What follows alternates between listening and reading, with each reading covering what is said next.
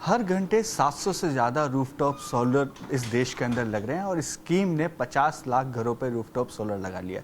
इसी पे बात करने के लिए हमारे साथ हैं एमएनआरई के secretary Santosh sarangi sir. Sir, first of all congratulations, आपने 2.25 साल के अंदर 50 लाख से ज़्यादा घरों के ऊपर रूफटॉप सोलर लगाया है। सर, आगे का जो टारगेट है जो 31 मार्च 2027 तक आपको 1 करोड़ घरों पर लगाना है, कैसे लगता है, क्या नई पॉलिसीज़ की कोई ज़रूरत पड़ेगी या इसको कैसे एक्सपेडाइट करेंगे? सबसे पहले तो कंग्रेचुलेशन हम देना चाहेंगे जो कंज्यूमर्स हैं जो इस का फ़ायदा लिए और वर्ड ऑफ माउथ से दूसरों को बताए, जिसके माध्यम से इसका जो डिमांड है वो काफ़ी बढ़ गया है। और अभी हम लोग देख रहे हैं जो पहले 45 दिन में 1 लाख होता था वो घटते घटते अभी 6 दिन में 1 लाख हाउस होल्ड कवरेज हो रहे हैं और आगे के दिन में आशा है कि ये और भी 4 और 5 दिन में 1 लाख हाउस होल्ड कवर होंगे। इसके लिए 34,000 वेंडर, हमारे रजिस्टर्ड वेंडर्स काम कर रहे हैं पूरे देश भर में और उनको भी बधाई देना चाहेंगे कि उन्होंने इतना बढ़िया काम किया और आशा करेंगे कि उनका जो प्रचेष्टा है वो जारी रहेगा और 31 मार्च तक 2027 तक हम लोग 1 करोड़ घर कवर कर पाएंगे।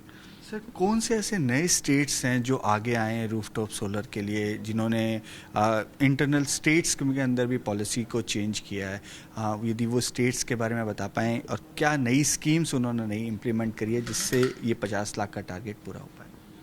देखिए, यूटिलिटी स्केल एग्रीगेशन मॉडल में अभी रिसेंट पास्ट में आंध्र प्रदेश और उड़ीसा, ये दोनों स्टेट में हम लोग अच्छा प्रोग्रेस देखे हैं और थोड़ा एक्सपेडाइटेड इम्प्लीमेंटेशन देखे हैं। आगे के दिन में हम लोग आशा कर रहे हैं कि वेस्ट बंगाल इसमें काफ़ी बड़ा मात्रा में पार्टिसिपेट करेगा। वो लोग अपने स्टेट बजट में भी कुछ सप्लीमेंट्री बजट स्टेट बजट से पीएम सूर्य घर के लिए अनाउंस किए हैं। हम लोग ये भी आशा करते हैं कि स्टेट्स लाइक तमिलनाडु, कर्नाटका, तेलंगाना, छत्तीसगढ़, ये सब भी थोड़ा आगे आके जो बैलेंस 50 लाख है उसका एक सब्सटेंशियल शेयर वो लोग अवेल करें, ये हम लोग आशा करेंगे। सर, आपको लग रहा है कि अब सब्सिडी जो अभी तक आप दे रहे थे 3 किलोवाट पे, उसमें कुछ चेंज करने की ज़रूरत है या बढ़ाया जाए जिससे थोड़ा और एक्सपेडाइट हो जाए और ये जो टारगेट है ये समय से पहले पूरा हो जाए? करंट फॉर्म में एडिशनल सब्सिडी की शायद ज़रूरत नहीं पड़ेगा।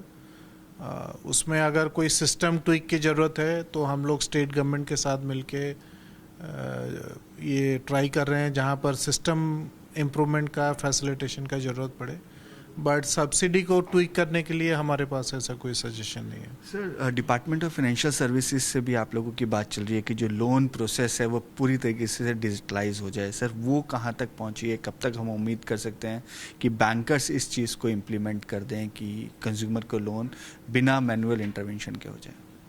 डीएफएस और बैंकर्स के इसमें फुल सपोर्ट रहा है। आप जानते हैं कि ये almost end to end digitized है।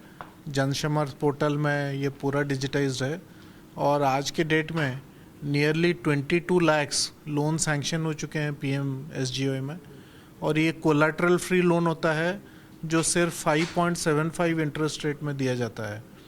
तो ये हम इसके लिए जो इंटरेस्ट है लोगों में ये भी भारी मात्रा में देखे हैं और बैंकर्स इसको काफ़ी सपोर्ट किए हैं।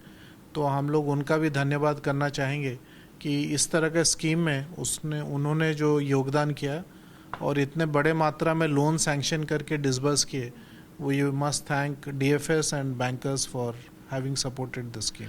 सर, इसके साथ साथ मैं विंड एनर्जी पे बात करना चाहूँगा कि सर, जो कई बार आपने भी बात किया है कि जो नॉन एफिशिएंट जो विंड एनर्जी है अब उसको रिप्लेस करने का समय आ गया है। तो सर, कोई आपने स्टेट्स आइडेंटिफाई किए हैं, कोई प्रोजेक्ट्स आइडेंटिफाई किए हैं कि इतने गीगावाट तक हम यदि इसको चेंज करें तो हमारी एफिशिएंसी विंड एनर्जी में और बढ़ सकती है? जी हाँ, इसको रीपावरिंग बोलते हैं और ये जो है जो पुराने विंड टर्बाइंस जो 20 साल, 21 साल, 22 साल से फंक्शन कर रहे हैं और अपना जो कैपेसिटी यूटिलाइजेशन फैक्टर होता है CUF वो नॉर्मली 28 से 35% होना चाहिए, बट पुराने होने की वजह से ये लोग करीब करीब 17-18% कैपेसिटी पे चल रहे हैं।